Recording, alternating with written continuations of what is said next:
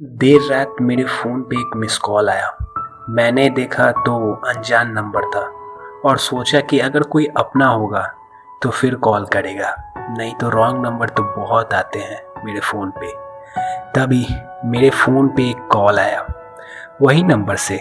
मैंने कॉल उठाया और उधर से किसी ने कहा हेलो। ये हेलो को सुनते ही ऐसा लगा जैसे मानो किसी ने इस हेलो को चाशनी में डुबो के भेजा है मेरे पास। इस हेलो को सुनते ही मानो मेरे दिल को डायबिटीज हो गया और दिमाग की बत्ती भी जली, और जलते ही बहुत सी यादें जो कई सालों से दफन थी मानो जिंदा मुर्दों की तरह मेरे सामने आ गई। वो यादें जिसको मैं शायद याद तो नहीं करना चाहता था, पर शायद अपने से दूर भी नहीं रख सकता था। ये सारी यादें उस हेलो के बाद याद आई, और यादों के साथ साथ उसका नाम भी याद आया। और उसके चाशनी में लपेटे हेलो के बाद मैंने उसका नाम बोला, रूही ये तुम हो? तो उसने पलट कर जवाब दिया, अब भी मैं याद हूँ तुम्हें? मैंने कहा नहीं, मुझे तुम नहीं, तुम्हारी यादें याद हैं।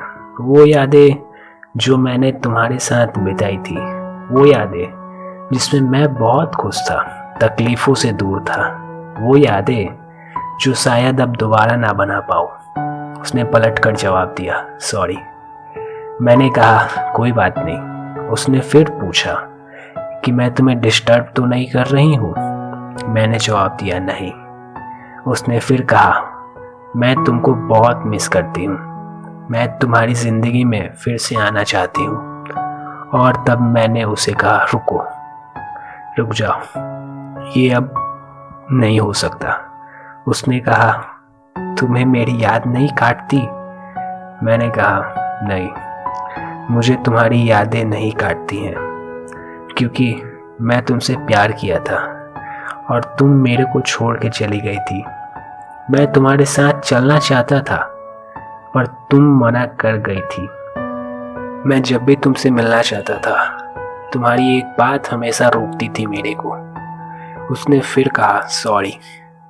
ये सारी बातें सुन के शायद उसकी भी आंखों में पानी आया होगा, जैसे मेरी आंखों में पानी आया।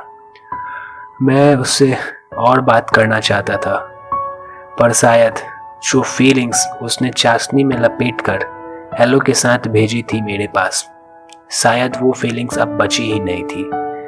और तभी उसका कॉल कट हो गया।